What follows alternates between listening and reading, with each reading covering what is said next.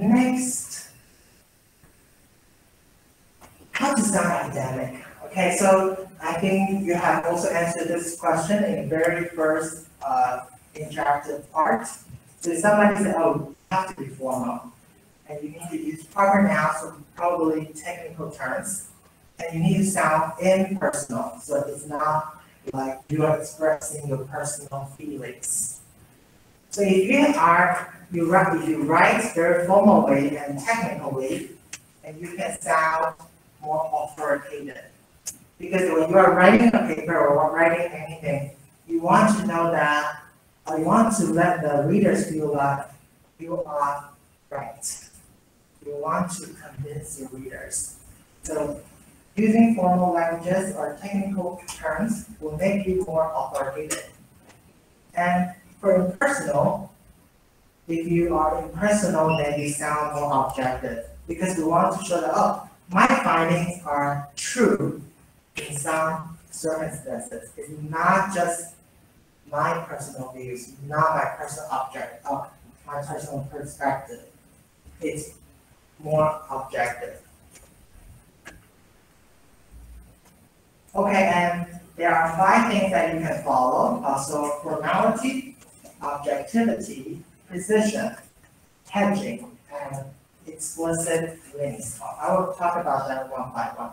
You avoid contractions. We don't use don't, can't, won't, things like that. And we use more formal vocabulary words. For example, maybe the number of respondents. So you would say the number of respondents is insufficient. And you would not say, maybe you would not say, the number of respondents is not enough. So the previous one sounds more formal, right? So you can try to use words like this, but of course not enough can be used if they sound okay within your writing or sentences. And choose less emotional language. So I think someone also said it, not emotional. So for example, this result, we would not say, oh, this result is terrible, right? It sounds like what you will write on Facebook posts. So you say, oh, it's problematic. So it's less emotional, it sounds more objective. Use technical terms, so maybe something like phonological rules, something like this. More formal grammar structures, but not talking about making everything extremely complicated. So you can use something like this, maybe in academic writing. I think a lot of people like to do this, nominalization. They like to use nouns, right? So for example, I would say the ABC is very important, right? But I may change the way of writing in academic writing. I would say, oh, the importance of the ABC is undeniable, something like this. So you will use nouns you use more nouns in academic writing. Okay, so following these principles can make your writing more formal. How about this? How about objective? How about objectivity? So there are 3 things that you can do. The first one is emphasize ideas instead of people or feelings. So in academic writing, we don't really like to start the sentence with I or we or the author. Not very often, because we want to emphasize the ideas, the results, the facts. So there is an example sentence that you can take a look at.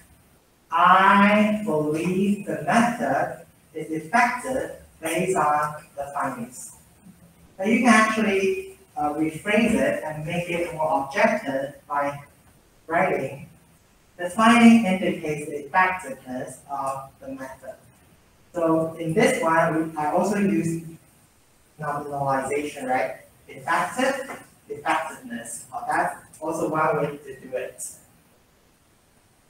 Okay, next will be avoid evaluated words based on non-technical judgments.